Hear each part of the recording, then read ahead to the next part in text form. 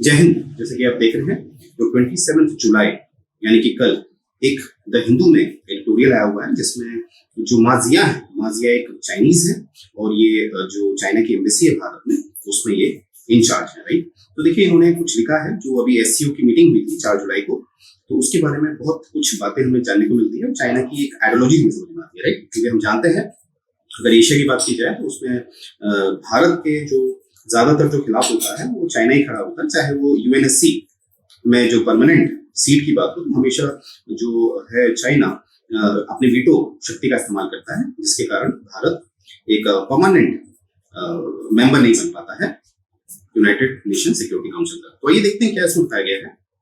तो देखिए ये जो मीटिंग हुई थी councils of head of the state, जिसमें ज्यादातर जैसे कि हम हेड ऑफ द स्टेट हम राष्ट्रपति को कहते हैं, परंतु यहाँ पर जो हेड ऑफ द स्टेट बनाए जाते हैं हमारे वो माननीय प्रधानमंत्री जी बनाए जाते हैं। ये इसलिए होता है क्योंकि ये एक कन्वेंशन है, प्रथा है, राइट। तो ये 4 जुलाई को ये मीटिंग होती है और इसकी जो सीरीज है वो 23rd है, राइट। और ये एससीओ से संबंधित है, शंघाई कॉर्पोरेशन ऑर्गेनाइजेशन। अब देखिए इसमें क्या है, सबसे पहले ये है कि यहाँ पर ये देखा गया कि जो ये बैठक है, यहाँ पर जो डिक्लेरेशन हुआ है वो न्यू दिल्ली डिक्लेरेशन हुआ है क्योंकि भारत में हुआ है और यहाँ पर कुछ स्टेटमेंट जारी किए गए हैं। स्टेटमेंट मतलब लिखित तौर पे कि जितने भी इसके सदस्य हैं, चाहे वो परमानेंट है एससीओ के, चाहे वो ऑब्जर्वर है, वो उनकी जिम्मेदारी होगी सबसे पहला काउंटरिंग रेडिकलाइजेशन। ये आप देख पा रहे होंगे, काउंटरिंग रेडिकलाइजेशन। इसका मतलब होता है जैसे कि पिक्चर में आप देख पा रहे होंगे, जो रेडिकलाइजेशन है ये हमेशा क्या लाती है, आतंकवाद लाती है। जब भी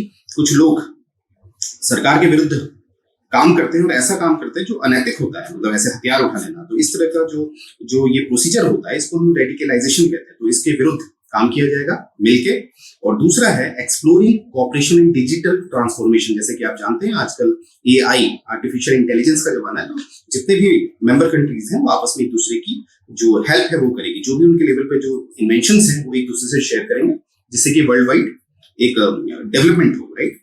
अब देखिए यहाँ पर हम देखेंगे कि बहुत इंपॉर्टेंट न्यूज हमें मिलती है कि जो ये समिट हुई थी 4 जुलाई को, वहां पर हम देखते हैं जो ईरान है, ईरान को अब एक परमानेंट मेंबर बना दिया गया है। इसीलिए जब आप विकी का इस्तेमाल करते हैं, जो पिक्चर मैंने डाली हुई है, वहां पर आपको ईरान जो है अब वो एक परमानेंट मेंबर दिखाई देता है एससीओ का, जो पहले नहीं था।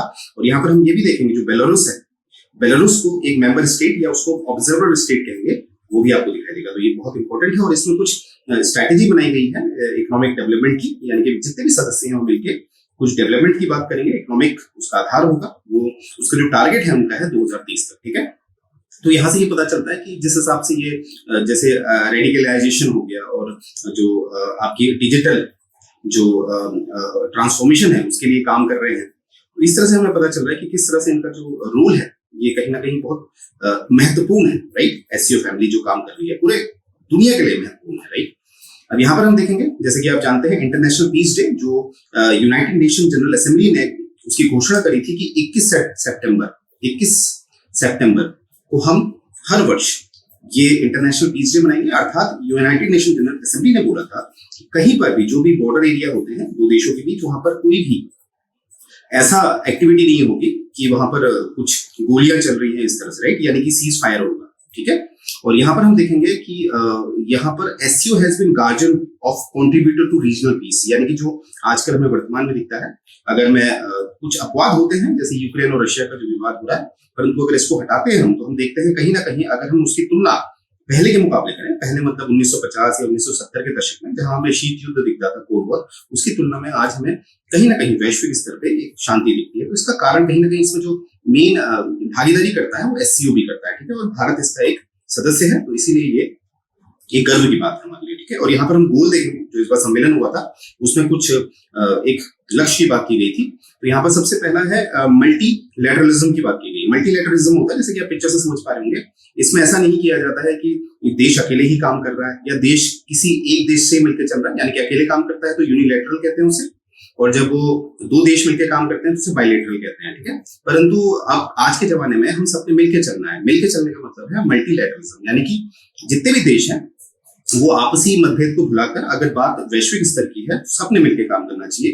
तो ये जो मल्टीलैटरलिज्म वाला जो सिद्धांत है इसको उठाया गया है इस जो SCO का सम्मेलन हुआ है।